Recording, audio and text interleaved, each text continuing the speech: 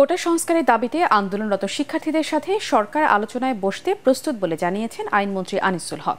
গণভবনে প্রধানমন্ত্রী শেখ হাসিনার সাথে বৈঠক শেষে সাংবাদিকদের তিনি জানান, কোটা সংস্কারের পক্ষে মত দিয়েছেন প্রধানমন্ত্রী। শিক্ষার্থীরা যখন চাইবে তখনই আলোচনা হবে। এদিকে কোটা প্রথা বাতিল করা রিটের শুনানি 7 আগস্ট থেকে এগিয়ে আনতে আগামী রোববার আবেদন করা হবে বলেও জানান মন্ত্রী। বিস্তারিত আপিল মাহমুদের রিপোর্টে।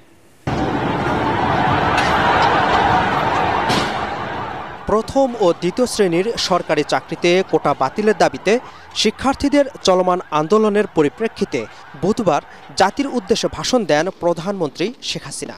একদিন পরে সংকট সমাধানে সরকারের সাথে আলোচনায় বসার প্রস্তাব দেয় বৈষম্য বিরোধী ছাত্র আন্দোলনের নেতৃবৃন্দ। এমন পরিস্থিতিতে গণভবনে প্রধানমন্ত্রী শেখ হাসিনার সাথে বৈঠক করেন আইনমন্ত্রীর নেতৃত্বে একটি দল। এতে আন্দোলনকারীদের আলোচনার প্রস্তাবকে স্বাগত জানান সরকার প্রধান। প্রধানমন্ত্রীর সাথে বৈঠক শেষে জাতীয় সংসদ এলাকায় প্রেস ব্রিফিংয়ে এ বিষয়ে শেখ হাসিনার বক্তব্য তুলে ধরেন আইনমন্ত্রী আনিসুল হক। আমরা তাদের এই আলাপ আলোচনার প্রস্তাবে তাদেরকে স্বাগত জানাই। মাননীয় প্রধানমন্ত্রী তাদের এই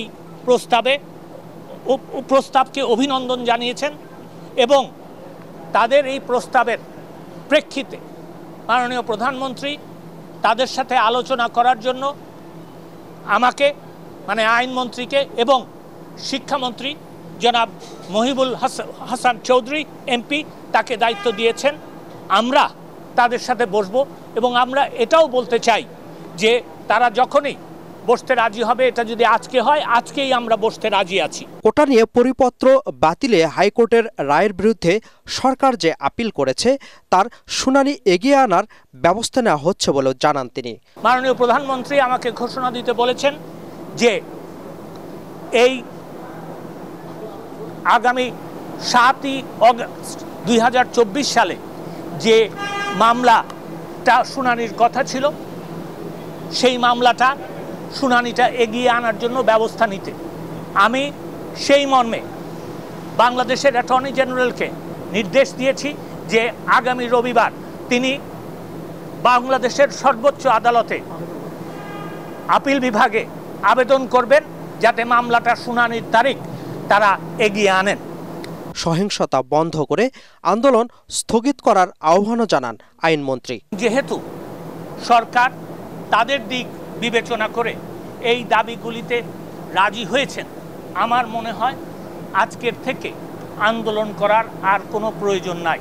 আমি সেই কারণে তাদেরকে আহ্বান জানাচ্ছি, অনুরোধ করছি, একজন পিতৃতুল্য নাগরিক হিসাবে আমি তাদেরকে অনুরোধ করছি যে তারা যেন এই সহিংসতা বন্ধ করে এবং এই আন্দোলন প্রত্যাহার বা স্থগিত করে। আদালতে মামলার শুনানি শুরু হলে সরকার পক্ষ একটা প্রস্তাব কোটার বিষয়ে দেবে বলেও জানান মন্ত্রী।